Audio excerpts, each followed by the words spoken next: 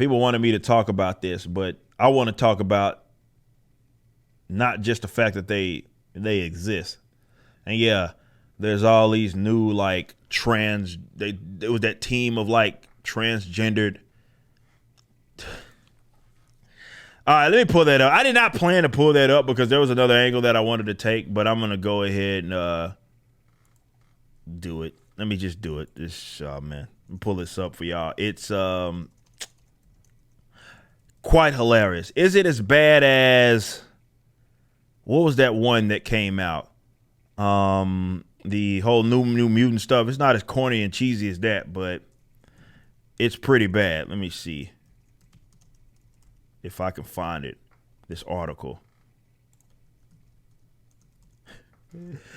Oh man, it's I don't know where that article is at. I can't find it.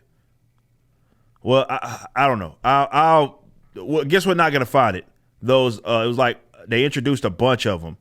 It was a transgender mutant superheroes. There's a bunch of them. Is this it right here? Dang man, I can't find it. I don't know where it went, but it was like a bunch of weird. You had the Escapade one, but then you had all those other weird ones like Pity Girl and all that. So my apologies that I can't find it. Let me just get right into what I did with to talk about. My issue with them with this is, all right, they created these goofy trans like superheroes, whatever. And yeah, they hyperemphasize his pride, so they hyperemphasize the sexuality. That's the only thing they think is interesting about them.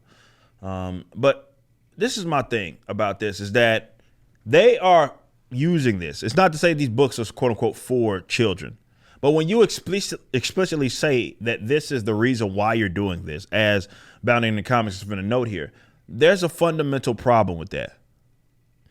You know, and you got stuff like this is documented again by Bounding in the Comics. Book company proves yet again his debut for, wait for it, Super Trans, a super group of trans kids with powers.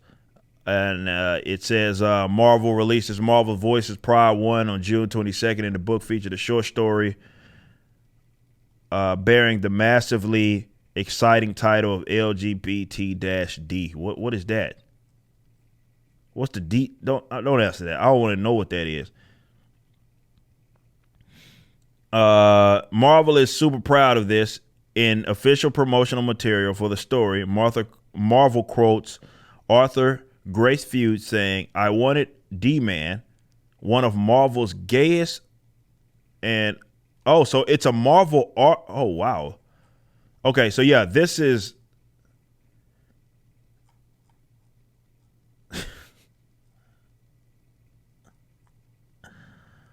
So this is all the stuff that you guys can see if you want. I think it's the trans team, right?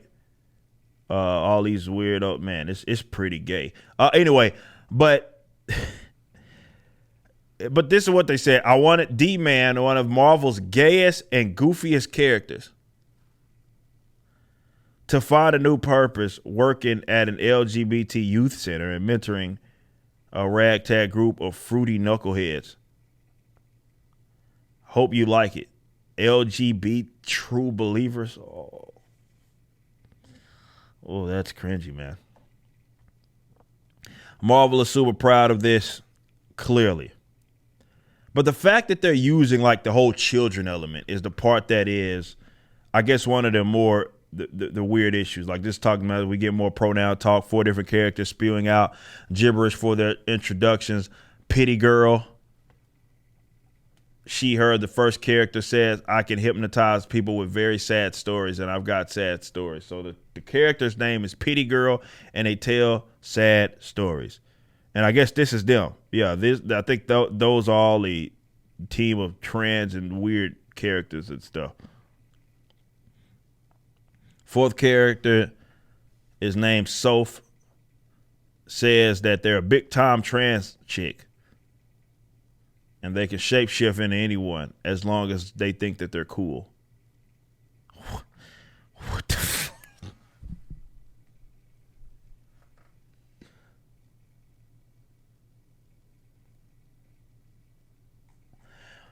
But like I said, if you want to write it, like terrible Marvel fan fiction, that's cool.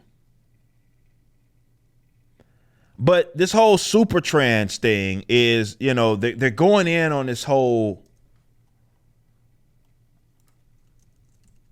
kids that the fact that we can use this term like trans children and people aren't ready to bare knuckle box over it goes to show that there's a fundamental issue with what's going on. Like, this is not the adults here. If you want to do whatever goofy stuff to your own body, as goofy as I might think that it is, that's your business. As an adult, you certainly have the freedom. But the problem is that they are targeting children. You accept so often among various different things that a child is not suited. Your job is to protect their innocence as the parent or whatever. And the child is not suited to make said decisions and being able to consent to said decisions. That's not how it works. Yet for whatever reason, with the sexuality thing, that has gone completely out of the window. Even with that, it is more egregious than some of the other things that you would say that kids shouldn't be doing. Because with this, you're talking about doing often, and these fools are doing like top, and bottom like surgery, man.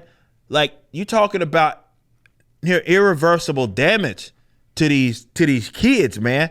That is not anything to play with. And the fact that Disney is going all in on this stuff, and this is, again, the first time in the history, all transgendered superhero team, and you can see them there. And again, it's the fact that they're talking about like these children and stuff. It's like kids. It's like, dude,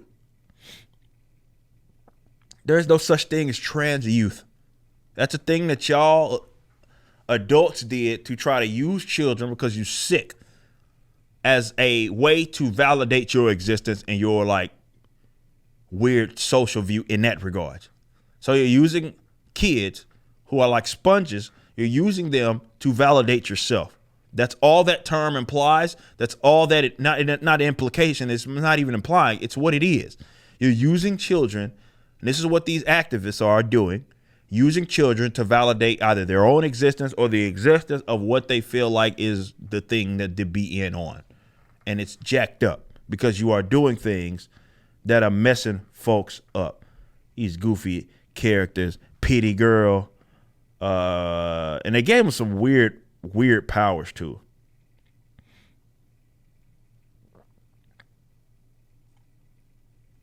Just what is this, bro?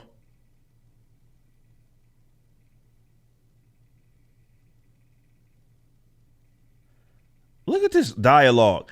Transistors, this is like fan fiction. It's almost like a parody. Tolerate. That is not our name, they said. Tolerate. Did you just say tolerate? Hey, I thought this was a safe space. Like, what? What is this dialogue?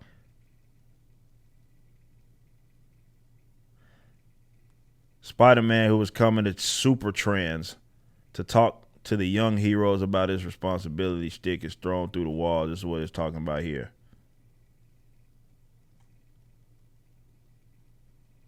This company is filthy, man. Stop funding it. You just listened to a clip from my podcast, For Canon's Sake, which is live throughout the week at 12 p.m. Central on youtube.com/YoungRipper59 and odyssey.com/@YoungRipper59. Be sure to check out my website, ericdjuly.com, so you can stay up to date with everything it is that I'm doing. You can also become a member and get access to a bunch of cool perks and exclusive content, which includes a social media hub where you can interact with myself and other members. It even has an app that you can get, which is now live in the Google and Apple stores.